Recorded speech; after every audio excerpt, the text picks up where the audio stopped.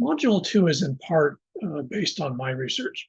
So I'm going to just spend a second going through about how I got involved in all this.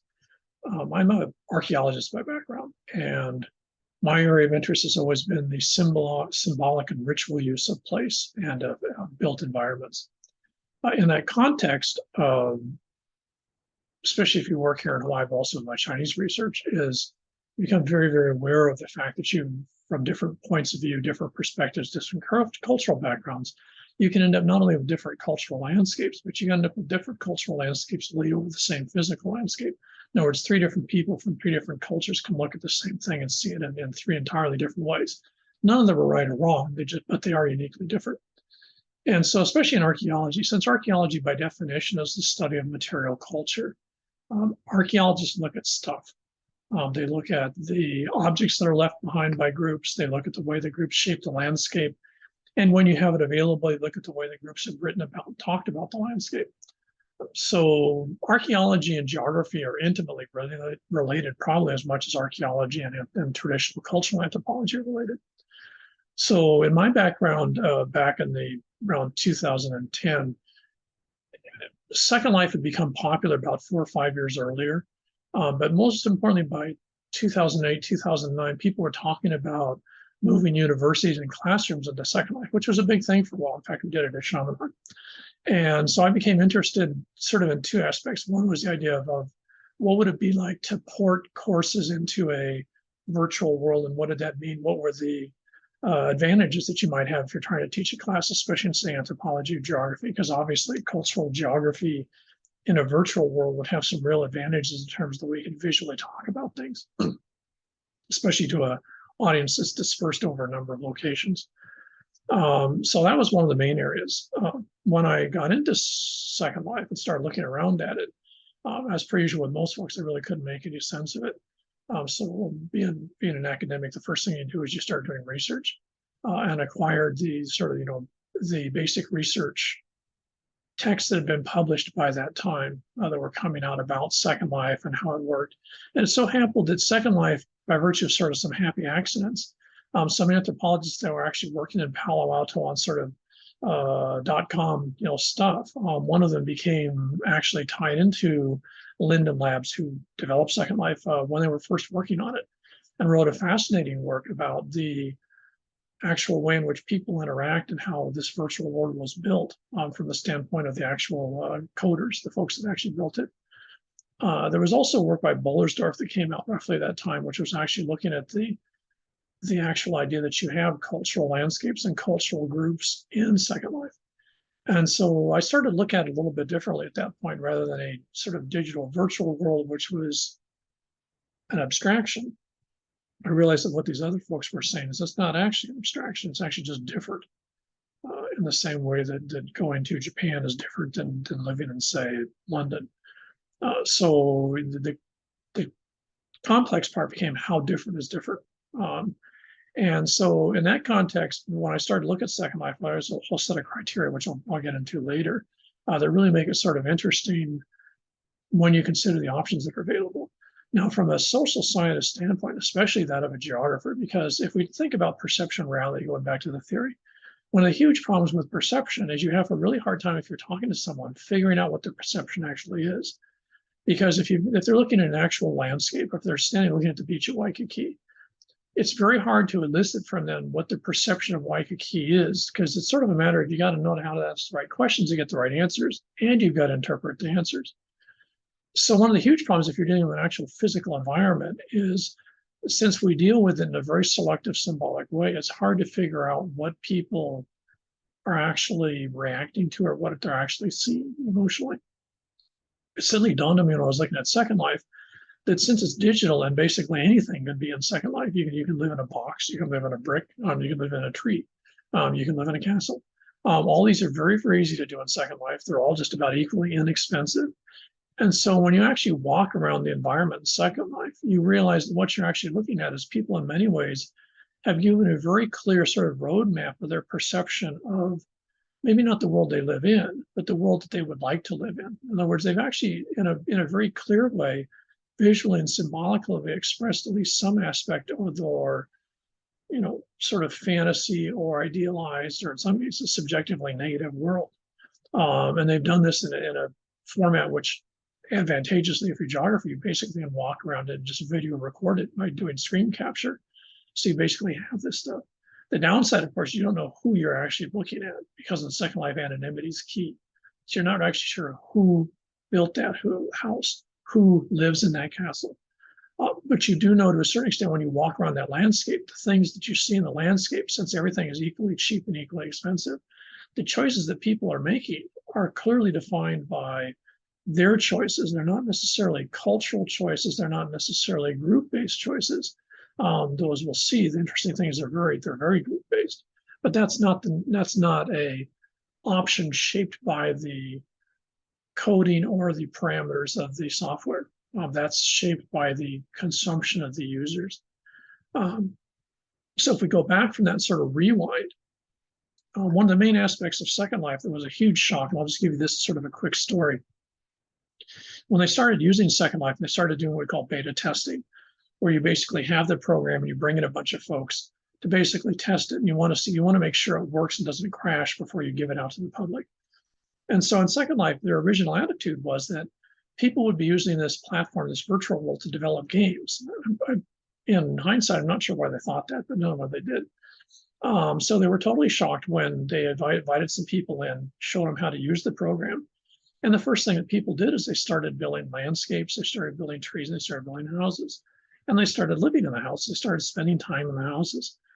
And this was totally antithetical to what the designers had intended the program to be. But they were smart enough to realize that, hey, since the users are actually building these things, and we'll get into that in a second, then if that's what they want to build, that's what they want to do, let's just charge them a fee to do that and get out of their way. One of the things that makes Second Life radically different than almost any other built environment, this is certainly true of the new Facebook ones or even Sims to a certain extent, is that everything in Second Life is built by the users. The company that owns Second Life and built the coding and runs the system and collects the fees basically gives you a pretty much, flat, hill, but basically an environment with nothing in it. So when you go into Second Life and you see homes and you see cars and you see pets and you see all the other stuff you see, all those things were actually built by the users. Now, this makes it radically different than almost all gaming platforms, Warcraft or EverQuest or something like that, where basically when you're dealing with all these other ones, you have a group of coders that are building this stuff. And then the players actually, sort of play in this stuff. So the world's been built by the company. And then players sort of, inhabit and run around in the built world. And Second Life, the built environment around you is entirely built by the users. And what happens is users build stuff and then put it up for sale, and people actually buy it and put it down. So in my case, for example, I own property in Second Life and I've got some houses on it. I didn't design those houses. I actually bought those houses in Second Life Marketplace, and then put them on my property. And so when you're looking at the stuff in Second Life, you're not looking at something that some corporate entity designed. You're looking at something that a bunch of individuals built, or I should say designed, and other people built and put on their property.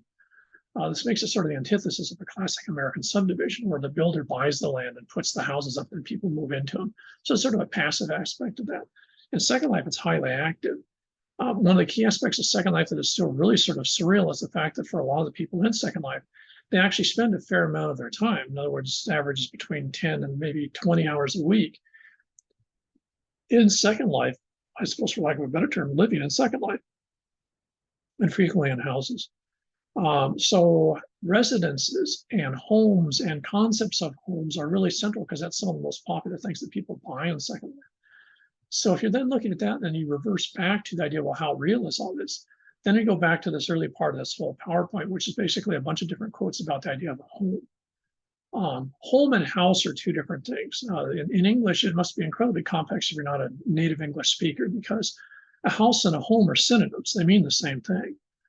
But a house, if you think about it, a house is something that is just an object. It's a residential storage device. If you're a realtor, you don't sell houses. If you're a realtor, you sell homes, because home is an emotive concept. It's a symbolic concept. You think of those Christmas cards we were looking at, they showed homes. They didn't show houses. So home is, if you look at these quotes here, they're all different ways of talking about the same thing, which is basically the emotional context of home. And this is pretty much the idea of shelter is a human universal. The idea of home is not necessarily universal, but the idea of some sort of resonance of, comfort is, if not universal, it's pretty close to it in different human groups. So if we go through and look at these different quotes, just read them through and sort of notice how they're very similar.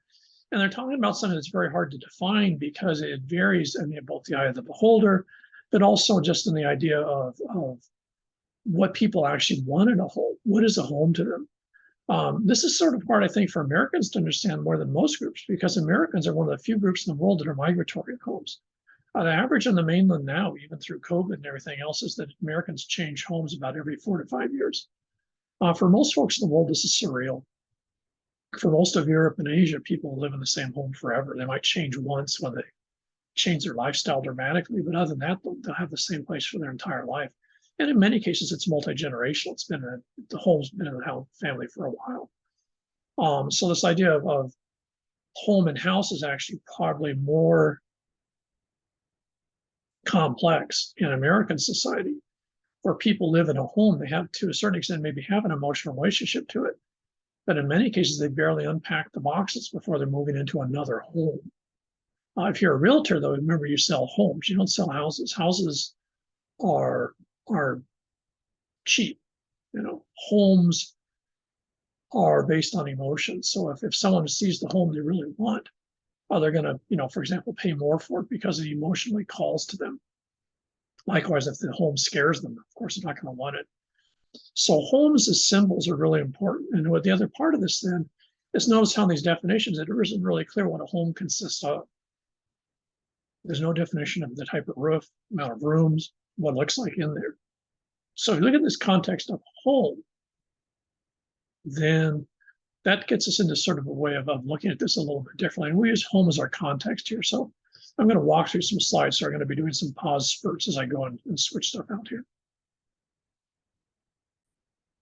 Okay, this is sort of a trick question, but on one hand, this is a quintessential American home. And I'll give you a hint. We're going to be revisiting this a little bit later because this is actually a prefab home. But nonetheless, even though it's a little bit overdone, this gives you an idea of what American perceptions of home are. Here's a much smaller version. This is a tiny home, but nonetheless, now it's a tiny home, not a tiny house. And for some folks, actually, this isn't that much smaller than places I've lived in here, old plantation homes. But nonetheless, this is considered a tiny house, but it's actually a tiny home. In other words, there's that emotional context, and it fits the definition of what people would call it. Some people would call a home. So notice how different it was than the first one. It's not a different type of construction. They're both residential, and they're both perceptually acceptable to particular folks. Here's a Second Life home. Now, this is a home. It has an interior, the doors open and close, the whole 9 yards. But this is in the digital world of Second Life. Now, again, remember, this was built by a user. One of the people that lives or operates in Second Life actually constructed this. It's a very complex thing. Usually involves Blender or Maya a little bit. So it's a construct. In some ways, it's similar to what you can do in some of the AutoCAD programs, in the sense that you can walk through it, interact with it, lighting is variable, etc. But someone actually built this, and then someone else purchased it, put it on a piece of property. And it's a good bet they spend part of their time in the real world in this digital home in Second Life. One of the interesting aspects of Second Life, because it's virtual, is that this fancier sort of mansion type place would theoretically cost exactly the same amount as that other house. So the quality of and the size of the digital home you're living in is not really commensurate with increased cost. You might need a slightly larger piece of real estate, but probably not. So people can choose whether they want that first house, whether they want this house, and then we'll segue to two other potential homes, all that are residences in Second Life. Okay, so here we see a classic sort of Tolkien-esque fantasy house. This is equally as inexpensive as the other two, or as expensive. So this again is entirely someone's choice in which one of those houses they would have. And again, remember, in Second Life, the company that built the land platform, other than putting the sky in, basically didn't do anything. Everything you see here, the flowers, the rocks, the trees, the house, all this, even to a certain extent, the land shape, was put in by the user. In other words, the person that's in Second Life as a player / user, or residents as they call themselves, is the actual person that either bought this or else made it. But one way that they put this piece of land on there. What makes it really interesting from a geographer standpoint is this property might be right next to that Tuscan piece, might not be right next to the other one. So as you walk down the street, you see this total disconnect in terms of the types of places that people have, but each one has their own sort of self-perception of what they would like to have, or the place that they would like to live in a digital world. And this makes it tremendously valuable from a research standpoint. Okay, so here's the last. This small house looks like somebody might see in LA. So it's sort of a, I'm not sure what to call it, not even quite 1930s Art Deco. But here's just a view of what part of the interior looks like. This is a house you'd purchase. I don't remember how much it cost, but they're very inexpensive. I think probably about 25 cents in real money. And then you put it down in your property. In many cases, you have the ability to change the colors of the wall, the siding, the interior, maybe. But what you've actually got is you bought yourself an empty house, and then someone else designed the house, but you now own it. You put it where you want to. You buy furniture and put furniture in it. So, among other things, you can remodel it. So in many ways, it fits the definition that we saw earlier of the idea of a home, in that people spend time in it. One of the really fascinating aspects about Second Life that I've never really been able to make sense of, since on one hand I've studied it, but on the other hand I don't really understand some of the motivations, is you'll very, very frequently, almost invariably, find kitchens in Second Life, and you'll very frequently find bathrooms in Second Life. Now, if you think about it for a second, you don't need a bathroom in a virtual world, and you really don't need a kitchen, because it's not like you're going to be making anything you can eat. Second Life, now you can actually have food, you can have pets, you can have anything you want. It's a digital world. It's only bounded by your imagination and whatever you can invent that puts itself in a three-dimensional digital environment. But you don't need them. But you'll find the vast majority of homes for sale in Second Life have kitchens, and in most cases have bathrooms. And this is undoubtedly due to the fact that people that want to buy them have requested these features. And this leads to a real fascinating situation. If you think about it, if people want bathrooms and kitchens in a digital house that they're going to spend time in, that means in many ways it's supposed to replicate aspects of the world that they live in the real world, even though they're not necessary. You don't need to sleep in Second Life. You don't need to make yourself a meal in Second Life, and you sure as hell don't need to go to the bathroom in Second Life. So the fact that people want to have that level of reality or functionality is fascinating. It also takes us back to the idea of theory, because if we think about it, the functionalist and a functional approach would have a really hard time with Second Life, because it's popular. There's a lot of people who have been in it now for 10 years, and most of them live in houses. Some of them are pretty exotic looking, but they have residences. And yet those residences do not serve any of the functions that would be defined by functionality in the real world, because it's entirely a digital environment. So you'll see this when you do the Second Life assignments. You'll see this sort of people living in this virtual world. But it's important to remember, and I can't emphasize enough, that when you're looking at it, it wasn't built by a group of developers. The people in Second Life, the users of the program, are the ones that have built everything. And that makes it really, really useful from our standpoint, because they're a form of both self-expression, i.e. the builder, but they're also a form of self-expression in terms of the consumer, the person that bought this house, for example, and put it on a piece of property somewhere.